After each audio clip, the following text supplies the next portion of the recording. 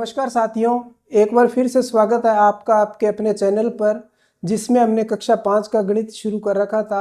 उसी मुहिम में आज आगे हम अध्याय शुरू करने जा रहे हैं 7वां, जिसका नाम है तुल्य भिन्न। अब देखिए, इसके अंदर हमें तुल्य भिन्न का मतलब क्या होता है। हमें तुलना करनी है भिन्न के अंदर। अब तुलना कैसे? अब दो भिन्नें अगर हमारे पास अलग अलग है, हम दोनों को क्या कंपेयर करेंगे, यानी कि तुलना करेंगे कि वो बराबर है या नहीं है।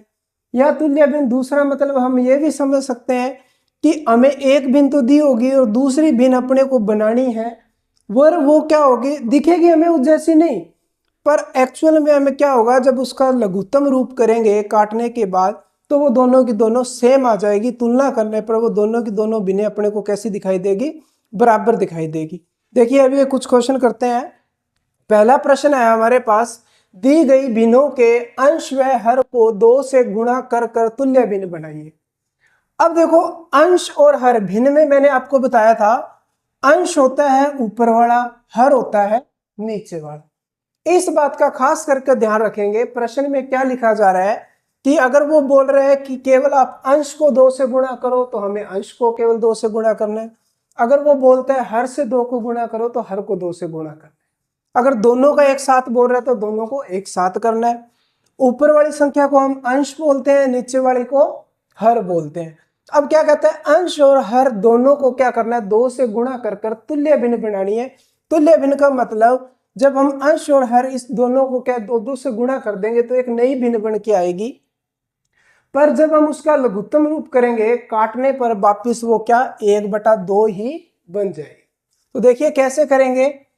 पहला सवाल है, वो कहता है भी ये जो भिन्न है इसके अंश को भी 2 से गुणा कर दो, हर को भी 2 से गुणा कर दो। तो 2 एकम 2, 2 दूनी 4। तो ये अंश और हर को हमने 2 से गुणा कर दिया, हमारे पास भिन्न क्या बन के आई, 2/4। अब देखो, ये भिन्न और ये भिन्न दिखने में पाए अपने पास क्या अलग अलग है, पर अगर हम इसका क्या करेंगे, लघुत्तम रूप काटेंगे, 2 एकम 2, 2 दूनी 4। तो काटने के बाद भी क्या है, 1/2 ही आया।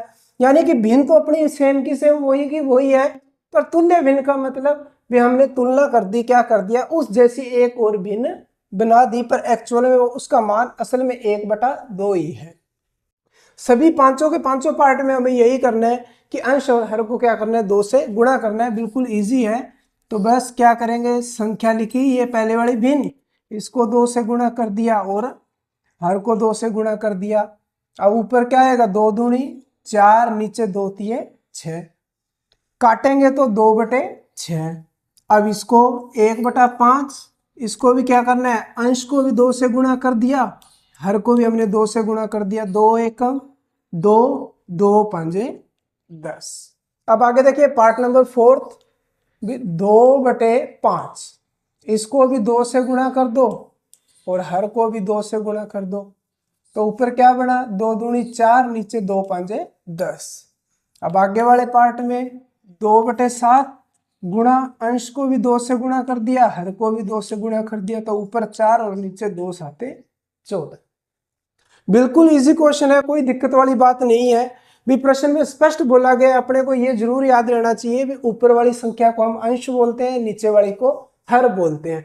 अब प्रश्न में साफ साफ लिखा है, अंश और हर को क्या करना है, 2 से गुणा कर कर तुल्य भिन्न बनाओ। तो अंश और हर दोनों को 2 से गुणा कर दिया, गुणा करने पर ये जो भिन्न बन के आ रही है वो क्या, तुल्य भिन्न। तुल्य भिन्नों का मतलब जो ये भिन्न है वास्तव में वो ये भिन्न है भी 2/3। अगर हम इसको काटेंगे, 2 के पढ़े में देखो 4 भी आता है, 3 भी आता है। तो देखो एक थोड़ा सा उदाहरण देख लो आप। जैसे मैंने इधर लिख दिया 1/5 और इधर मैंने लिख दिया आपके पास 2/10। अब देखो क्या है, दोनों दिख तो अलग अलग रहे हैं, पर तुल्य भिन्न का मतलब क्या है, ये दोनों बराबर है। भी अगर मैं इसको काटूं 2 के पढ़े पे ये 1 पर और ये 2 पंजे 10, तो इधर 1/5 और इधर भी 1/5। भाई रहा तो वही का वो सेम का सेम, बस इसमें क्या था, 2 से गुणा कर दी तो तुल्य भिन्न। यानी भिन्न तो हमारा मान तो वही रहेगा, पर उसका रूप थोड़ा सा बदल जाएगा। उम्मीद करता हूँ ये प्रश्न अच्छे तरीके से समझ में आ गया होगा आपके। धन्यवाद।